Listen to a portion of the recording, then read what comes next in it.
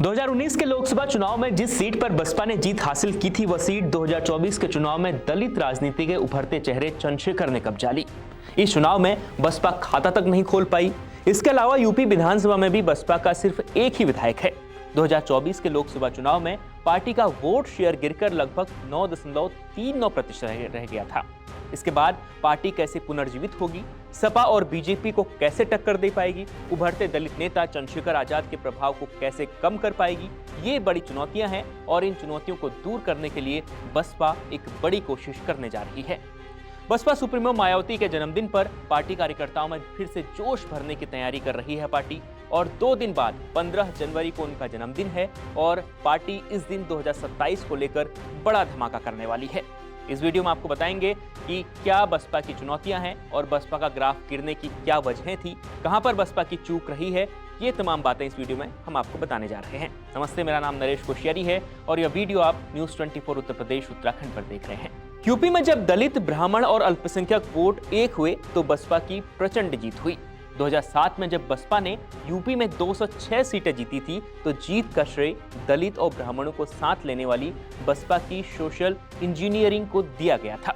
लेकिन 4 बार सरकार बना चुकी बसपा अब केवल वोट कटवा पार्टी बनकर रह गई है और इसकी कई वजह हैं। एक वजह नहीं, बहुत सारी वजह हैं। पहली वजह है कि ग्राउंड पर पकड़ जो है बसपा की वो कमजोर हो गई है। कार्यकर्ताओं से सीधा संवाद नहीं होता, अब सोशल मीडिया के जरिए संवाद होता है। टिकट बंटवारे और नेतृत्व में कमी आ गई है। मुस्लिम मतदाताओं का मुंह बंद हो गया है। मुस्लिम जो वोटर हैं वो सपा की ओर या फिर कांग्रेस की ओर चले गए हैं। ब्राह्मण और यादव वोट पर भी सेधमारी हो गई है। इसके अलावा सबसे महत्वपूर्ण यह है कि 2024 में जाटव वोट केवल बीएसपी को 44% मिला था। पहले माना जाता था कि जो जाटव वोट है बसपा का करीब 90% वो बसपा के साथ था, लेकिन अब वो 44% हो गया है। इसके अलावा युवा नेतृत्व में भी कमी आ गई है, इसीलिए अपने भतीजे आकाश को वो आगे करने की कोशिश कर रही हैं। तो मायावती के लिए इस वक्त सबसे बड़ी चुनौतियां अपने कोर वोटर को बचाना है और यह साबित करना है कि बसपा अभी भी बीजेपी और सपा को टक्कर दे सकती है। और इस चुनौती को पार पाने के लिए बसपा अपने कार्यकर्ताओं को एक मंच में लाने की सबसे ज्यादा उसकी जरूरत थी और यह मौका बसपा को मिला है मायावती के जन्मदिन पर। 2 दिन बाद 15 जनवरी को बीएसपी सुप्रीमो अपना 70वां जन्मदिन मना रही है। इस दिन बसपा अपना शक्ति प्रदर्शन भी करने वाली है। बसपा इस दिन मायावती की नीतियां और बसपा सरकार की उपलब्धियों पर फोकस करेगी, लोगों को फिर से याद दिलाएगी कि उसने अपनी सरकार में क्या क्या किया था, ताकि 2026 के पंचायत चुनाव और 2027 के विधानसभा चुनाव में फिर से पार्टी में जोश भरा जा सके, लोगों को याद दिलाया जा सके कि उनकी सरकार में क्या क्या हुआ था। बसपा अपनी सुप्रीमो के जन्मदिन के दिन बहुजन मिशन 2027 की शुरुआत कर रही है।